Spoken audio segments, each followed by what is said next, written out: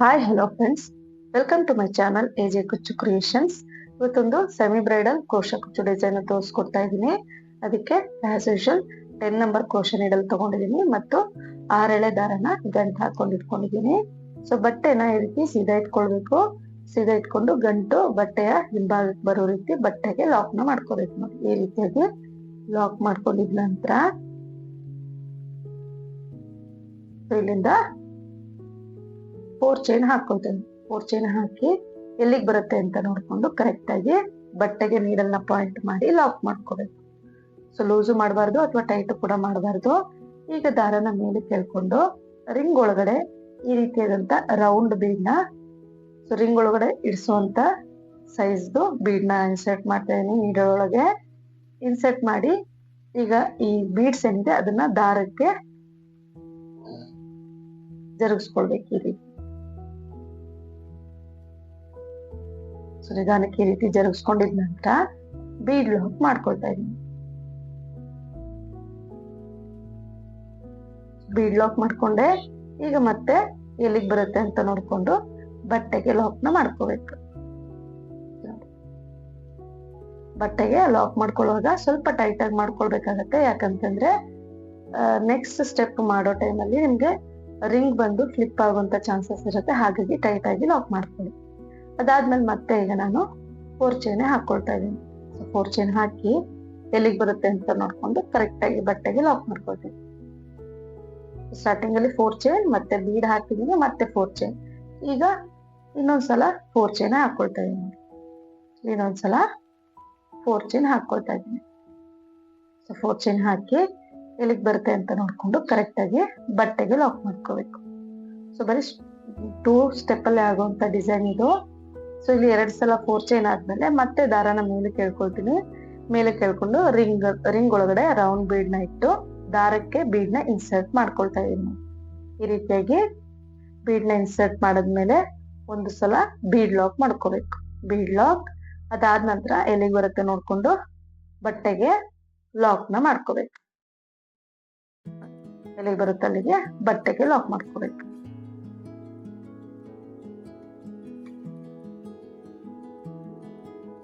ಈಗ ಮತ್ತೆ 2 times 4 chain ಹಾಕೋಬೇಕು.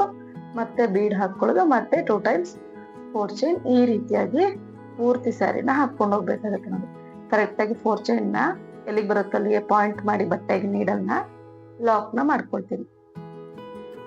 ಇದೇ ರೀತಿ ಮತ್ತೆ ಸೆಕೆಂಡ್ ಟೈಮ್ 4 ಚೈನ್. ಈಗ ಎಲ್ಲಿಗೆ ಬರುತ್ತೆ ಅಲ್ಲಿಗೆ ಬಟ್ಟೆಗೆ ಲಾಕ್ ನ ಮಾಡ್ಕೋಬೇಕು.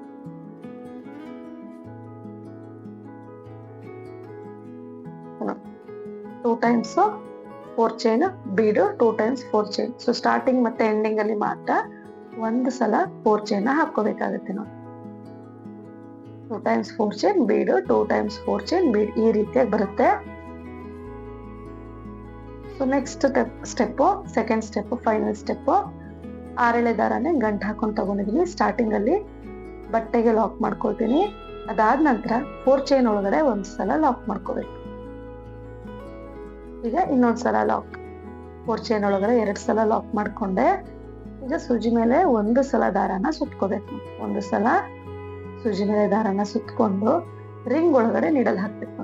ರಿಂಗ್ ಒಳಗಡೆ ನೀಡಲ್ ಹಾಕಿ ದಾರನ ತಂದು ಸೂಜಿ ಮೇಲೆ 3 ದಾರ ಇರುತ್ತಲ್ಲ, ಸೊ ನೋಡಿ, ಸೂಜಿ ಮೇಲೆ 3 ದಾರ ಇರುತ್ತೆ. ಅದರಲ್ಲಿ ಫಸ್ಟ್ 2 ದಾರ ಒಂದ್ ಮಾಡ್ಕೋಬೇಕು, ಮತ್ತೆ ಸೆಕೆಂಡ್ 2 ದಾರನ ಒಂದು ಮಾಡ್ಕೋಬೇಕು. ಇದನ್ನ ನಾವು ಡಬಲ್ ಕ್ರೋಶಾ ಅಂತ ಕರಿತೇವೆ.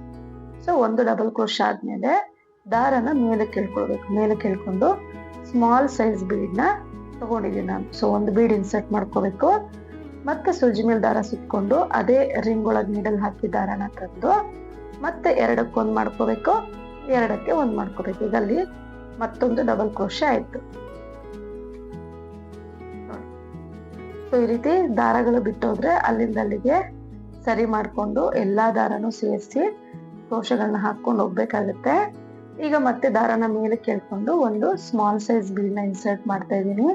ಇನ್ಸರ್ಟ್ ಮಾಡಿ ಸೂಜಿ ಮೇಲೆ ಒಂದ್ಸಲ ದಾರ ಸುತ್ಕೊಂಡು ಮತ್ತೆ ಅದೇ ಗ್ಯಾಪ್ಗೆ ಡಬಲ್ ಕ್ರೋಶನ ಮಾಡ್ಕೊಳ್ತಾ ಇದ್ದೀನಿ.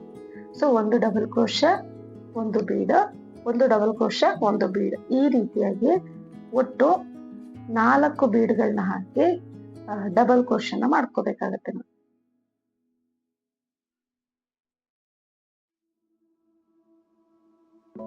ಒಟ್ಟು 5 ಡಬಲ್ ಕ್ರೋಶೆ ಆಗುತ್ತೆ. ಬೀಡ್ 4 ಆಗುತ್ತೆ. ಯಾಕಂದ್ರೆ ಸ್ಟಾರ್ಟಿಂಗ್ ಅಲ್ಲಿ ನಾವು ಒಂದು ಕಂಬ ಹಾಕಿರ್ತೀವಿ, ಕಂಬ ಹಾಕಿದ ಮೇಲೆ ಬೀಡ್ ತಗೊಂಡಿರೋದ್ರಿಂದ 5 ಡಬಲ್ ಕ್ರೋಶೆ ಆದ್ಮೇಲೆ ನೋಡಿ 2 ಚೈನ್ ಹಾಕೊಳ್ತೀನಿ. ಮತ್ತೆ ಸುಜಿ ಮೇಲೆ ದಾರ ಸುತ್ಕೊಂಡು ಅದೇ ಗ್ಯಾಪ್ ಅಲ್ಲಿ ನೀಡಲ್ ಹಾಕಿ ಡಬಲ್ ಕ್ರೋಶೆ ಮಾಡ್ಕೊಳ್ತೀನಿ ನೋಡಿ. ಈಗ ಮತ್ತೆ ಇದೇ ರೀತಿ ಕಂಟಿನ್ಯೂ ಮಾಡ್ಕೊಂಡು ಹೋಗ್ಬೇಕು. ಒಂದು ಕಂಬ ಆಯ್ತಲ್ಲ, ಈಗ ದಾರನ ಮುಂದಕ್ಕೆ ಎಳ್ಕೊಂಡು ಒಂದು ಬೀಡ್ ನ ಇನ್ಸರ್ಟ್ ಮಾಡ್ಕೊಳ್ಬೇಕು. ಬೀಡ್ ಇನ್ಸರ್ಟ್ ಮಾಡಿ ಒಂದು ಡಬಲ್ ಕ್ರೋಶೆ, ಮತ್ತೆ ಬೀಡ್ ಇನ್ಸರ್ಟ್ ಮಾಡಿ ಒಂದು ಡಬಲ್ ಕ್ರೋಶೆ. ಈ ರೀತಿಯಾಗಿ 2 ಚೈನ್ ಆದ್ಮೇಲೆ ಮತ್ತೆ 5 ಡಬಲ್ ಕ್ರೋಶೆ ಮಾಡ್ಕೋಬೇಕು. ಅಲ್ಲಿಗೆ ಒಟ್ಟು 4 ಬೀಡ್ ಬರುತ್ತೆ, 5 ಡಬಲ್ ಕ್ರೋಶೆ ಆಗುತ್ತೆ. ಒಟ್ಟು ಒಂದು ಆರ್ಚ್ ಅಲ್ಲಿ 8 ಬೀಡ್ ಬರುತ್ತೆ ಮತ್ತು 10 ಡಬಲ್ ಕ್ರೋಶೆಗಳು ಬರ್ತವೆ. ಸೊ ಸೆಂಟ್ರಲ್ಲಿ 2 ಚೈನ್ ಬಂದು ಕುಚ್ಚು ಕಟ್ಟೋದಿಕ್ಕೆ ಬೇಡ ಅಂತ ಇದ್ರೆ ಅಲ್ಲಿ ಒಂದು ಬೀಡ್ ಹಾಕಿ ಡಬಲ್ ಕ್ರೋಶೆನ ಕೂಡ ಕಂಟಿನ್ಯೂ ಮಾಡ್ಕೊಂಡು ಹೋಗ್ಬೋದು ನೀವು. ಈ ರೀತಿಯಾಗಿ ಒಂದು ಆರ್ಚ್ ಆದ್ಮೇಲೆ ನೆಕ್ಸ್ಟ್ 4 ಚೈನ್ ಗ್ಯಾಪ್ ಏನಿದೆ ಅಲ್ಲಿಗೆ ಒಂದು ಸಿಂಗಲ್ ಕ್ರೋಶೆನ ಮಾಡ್ಕೊಳ್ತೇವೆ. ಈಗ ದಾರನ ಮೇಲೆ ಕೇಳ್ಕೊಂಡು ರಿಂಗ್ ಸೆಂಟ್ರಲ್ ಏನ್ ಬೀಡ್ ತಗೊಂಡಿದ್ವಲ್ಲ ಸೇಮ್ ಅದೇ ತರ ಬೀಡ್ ನ ಇನ್ಸರ್ಟ್ ಮಾಡ್ತೀನಿ. ಇನ್ಸರ್ಟ್ ಮಾಡಿ ಬೀಡ್ ಲಾಕ್, ಅದಾದ ನಂತರ ನೆಕ್ಸ್ಟ್ 4 ಚೈನ್ ಗ್ಯಾಪ್ಗೆ ಒಂದು ಸಿಂಗಲ್ ಕ್ರೋಶೆ. ಸೊ ಇಲ್ಲಿ ಬೀಡ್ ಬೇಡ ಅಂತ ಇದ್ರೆ ಜಸ್ಟ್ 2 ಚೈನ್ ಹಾಕಿ ಲಾಕ್ ಕೂಡ ಮಾಡ್ಕೋಬಹುದು. ಈಗ ಮತ್ತೆ ನೆಕ್ಸ್ಟ್ ರಿಂಗ್ಗೆ ಡಬಲ್ ಕ್ರೋಶೆ ಮಾಡ್ಕೊಳ್ತೀನಿ. ಅದಾದ ನಂತರ ದಾರನ ಮೇಲೆ ಕೇಳ್ಕೊಂಡು ಒಂದು ಸ್ಮಾಲ್ ಸೈಜ್ ಬೀಡ್ ನ ಇನ್ಸರ್ಟ್ ಮಾಡ್ಕೊಳ್ತೀನಿ. ಬೀಡ್ ಇನ್ಸರ್ಟ್ ಮಾಡಿ ಮತ್ತದೇ ರಿಂಗ್ಗೆ ಡಬಲ್ ಕ್ರೋಶೆ, ಮತ್ತೆ ಬೀಡ್ ಇನ್ಸರ್ಟ್ ಮಾಡೋದು, ಮತ್ತೆ ಡಬಲ್ ಕ್ರೋಶೆ. ಈ ರೀತಿ 4 ಬೀಡ್ ಹಾಕಿ 5 ಡಬಲ್ ಕ್ರೋಶೆಗಳಾಗುತ್ತೆ. ಯಾಕಂದ್ರೆ ಸ್ಟಾರ್ಟಿಂಗ್ ಅಲ್ಲಿ ವಿದೌಟ್ ಬೀಡ್ ಡಬಲ್ ಕ್ರೋಶೆ ಹಾಕಿರ್ತೀವಿ, ಹಾಗಾಗಿ 5 ಡಬಲ್ ಕ್ರೋಶೆ ಆದ್ಮೇಲೆ 2 2 ಚೈನ್ ಹಾಕಿ ಮತ್ತೆ 5 ಡಬಲ್ ಕ್ರೋಶೆ 4 ಬೀಡ್ ನ ಹಾಕಿ ಮಾಡ್ಕೊಳ್ಬೇಕು. ಸೊ ಈ ರೀತಿಯಾಗಿ ನೋಡಿ ಫಸ್ಟ್ ಆರ್ಚ್ ಯಾವ ರೀತಿ ಮಾಡಿದ್ವು ಸೇಮ್ ಅದೇ ತರಾನೇ. ಇಷ್ಟ ಆದ್ಮೇಲೆ ಈಗ ನೆಕ್ಸ್ಟ್ 4 ಚೈನ್ ಒಳಗಡೆ ಒಂದು ಸಿಂಗಲ್ ಕ್ರೋಶೆ ಮಾಡ್ಕೋಬೇಕು. ಅದಾದ ನಂತರ ಮತ್ತೆ ರೌಂಡ್ ಬೀಡ್ ನ ಹಾಕಿ ನೆಕ್ಸ್ಟ್ 4 ಚೈನ್ ಅಲ್ಲಿ ಲಾಕ್ ಮಾಡ್ಕೋಬೇಕು.